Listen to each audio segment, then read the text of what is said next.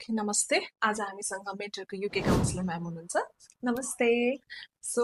Ma'am युकेको लागि हजुरसँग overall documentation प्रोसेसको लागि हाम्रो स्टुडेन्टहरूलाई भनिदिनुहोस् न ओके सो युकेको डकुमेन्टेसन भनेको अहिले बजारमा सबसे सजिलो डकुमेन्टेसन भएको कन्ट्री हो होइन यसमा चाहिँ तपाईँलाई अरू युरोपियन कन्ट्रिजहरू जस्तै अस्ट्रेलिया क्यानाडाहरू जस्तै धेरै डकुमेन्ट्सहरू बनाउनु पर्दैन अब स्टुडेन्टले के मात्रै गर्नुपर्छ भन्दाखेरि एउटा एजुकेसन लोन बनाउने कि त 28 डेजको ब्याङ्क स्टेटमेन्ट छ भने त्यति भए पुग्छ है युकेको लागि चाहिँ हजुर एकाडेमिक क्वालिफिकेसन चाहिँ के कस्तो चाहिन्छ होला त्यो पनि एकछिन भन्नुहोस् न अब एकाडेमिक क्वालिफिकेसनको कन्टेक्समा चाहिँ ब्याचलर्स र मास्टर्सको विद्यार्थीहरूको लागि फाल्टै रिक्वायरमेन्ट्सहरू छ होइन सो ब्याचलर्सको विद्यार्थीहरूको लागि चाहिँ मिनिमम जिपिए चाहिँ हामीलाई 2 जिपिए चाहिन्छ भने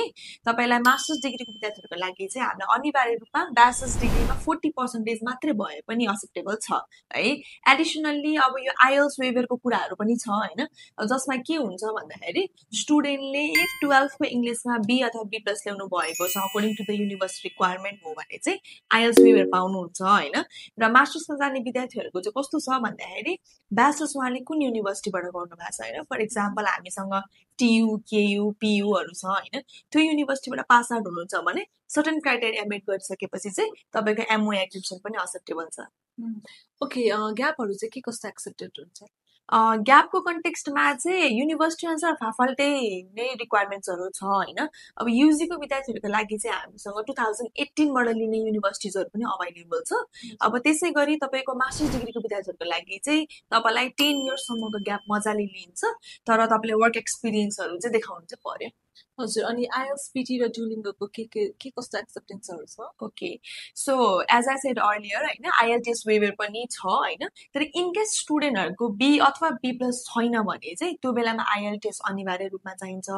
सो आइएलटिएसमा ओभरअल 6 नो लेस देन 5.5 भयो हुन्छ but we do have some universities जसमा चाहिँ ओभरअल 5.5 नो लेस देन 5.5 पनि एक्सेप्टेबल छ र मास्टर्सको लागि पनि सेम रिक्वायरमेन्ट नै छ होइन त्यसमा पनि ओभरअल 6 नो लेस देन 5.5 भयो हुन्छ डुलिङ्गको कन्टेक्समा तपाईँलाई ओभरअल 110 इजब्यान्ड 100 ल्याउन पर्ने हुन्छ भने पिटीमा 59 इजब्यान्ड छ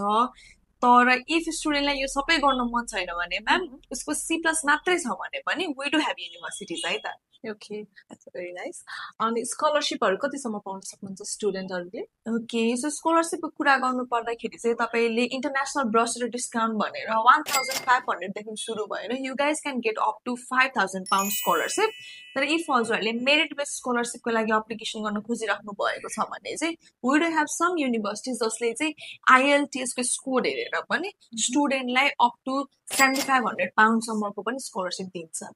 हजुर अनि अहिले युकेबिआईले इन्टरभ्यूहरू कतिको लिइरहेको छ भने चाहिँ हाम्रो स्टुडेन्टहरूलाई चाहिँ मेन्टरमा प्रिपरेसनहरू गराइरहनु भएको छ कि छैन के कस्तो छ म्याम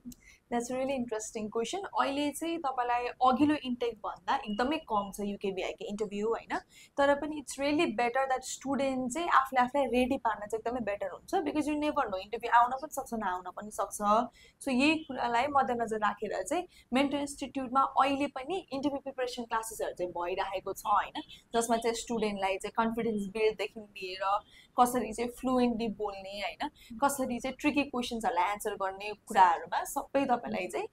हामीले चाहिँ ट्रेन गराइरहेको छौँ स्टुडेन्टलाई अहिले चाहिँ अनि प्रोसेसिङ टाइममा चाहिँ कति टाइम लाग्छ अब अहिलेको प्रोसेसिङ टाइममा चाहिँ तपाईँलाई युकेमा अहिले एप्लिकेसन्सहरू हेभी छ होइन सो अफर लेटरको टाइम भनेको तपाईँलाई युनिभर्सिटी अनुसार 24 आवर्सदेखि लिएर तपाईँलाई 3-4 डेजसम्म पनि लागिरहेको छ है अब कास आउने टर्नओभर टाइम कासको टर्नओभर टाइम पनि तपाईँको चाहिँ कसैले 2 दिनमा दिइरहेछ भने कसैको 10 डेजसम्म पनि लागिरहेको छ होइन अब अर्को भनेको चाहिँ तपाईँलाई अब अरू चाहिँ स्टुडेन्टले कुन टाइम लाइनमा फीहरू तिर्नुहुन्छ पनि कुराहरू हुन्छ तर ओभरअल स्टुडेन्टले सरासर गर्नुभयो भने चाहिँ 1 to 1.5 मन्थ्समा यो प्रोसेसहरू सबै मजाले नै क्लियर हुन्छ ओके लास्टमा स्टुडेन्टहरूलाई के भन्न चाहनुहुन्छ ma'am yes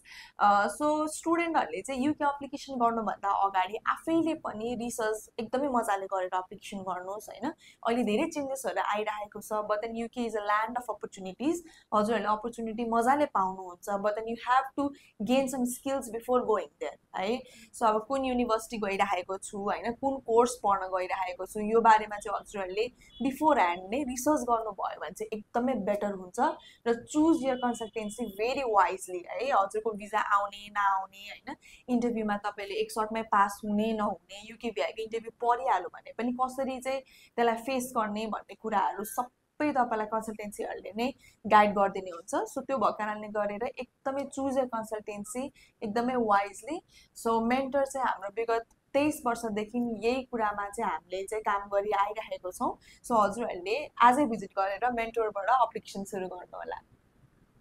Thank you so much, ma'am. Thank you